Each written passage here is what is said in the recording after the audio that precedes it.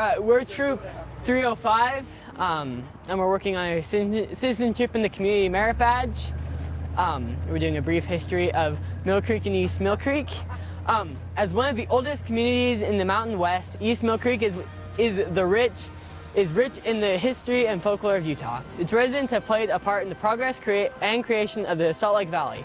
From rough and humble beginnings to silver mining in the beginnings of technology and its present charm, East Mill Creek has been the home of famous and infamous Utahns, whose presence and influence can be found in the homes, neighborhoods, and green spaces that have often forgotten legends these places hold. It is often the history of a place that gives people a reason to care about it, and history is made up of the stories of people. John Neff is one of the historical figures of Mill Creek. He was sent here as a pioneer by Brigham Young to help to build flour mills, and that's how we get the name Mill Creek, because he erected a mill here. And here's the monument.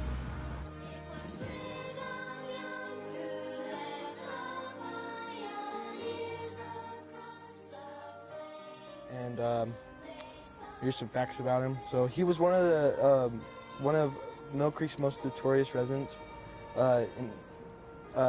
During the 1847 trek across the plains, he had become acquainted with and interested in Mary Ann Neff, daughter of John Neff. In 1851, they were married, and because Rockwell was often away from Salt Lake, he and Mary Ann made their home with her parents at what is now 2661 Evergreen Avenue, right here.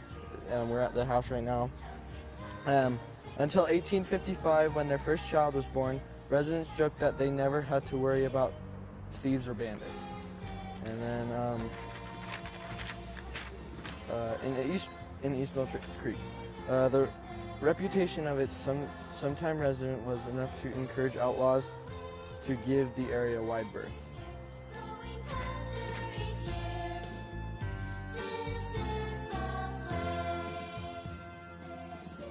One thing I know about Porter Rockwell is he was close. He was pretty close with Joseph Smith because ever since they were kids, they were like neighbors, and they were friends. Joseph Smith was a little bit older than Porter Rockwell, and Porter Rockwell was also his bodyguard, and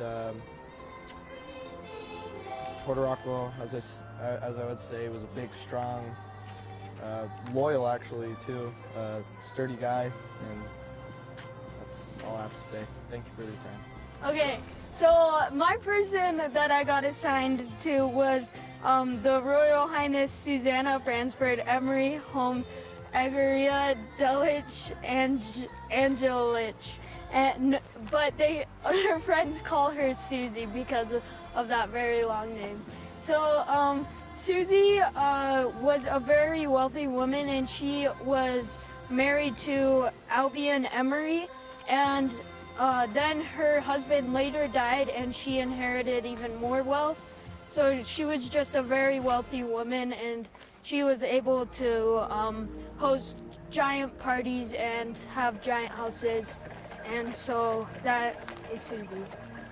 Okay, and this is one of her houses.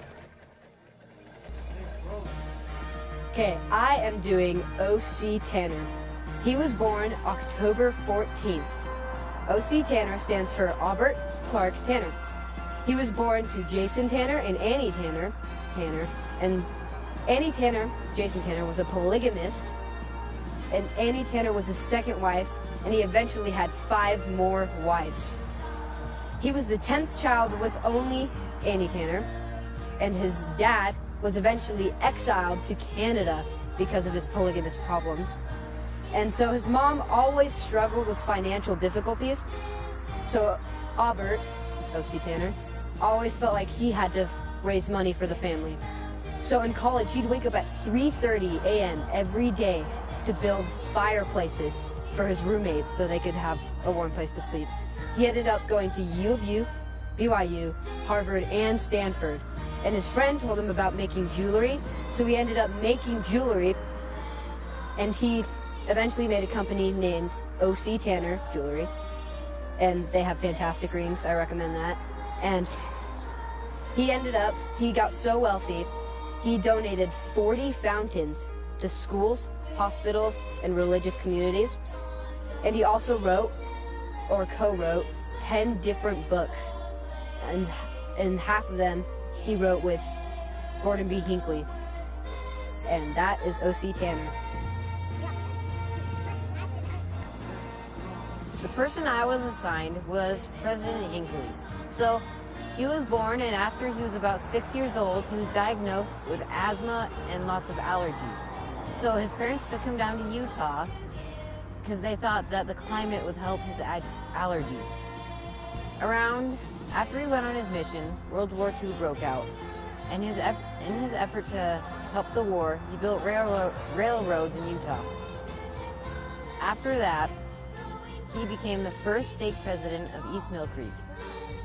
And then, a little ways after that, he became the prophet of the Church of Jesus Christ of Latter-day Saints. And that's President Hinckley for you. This is the house of President Hinckley before he died.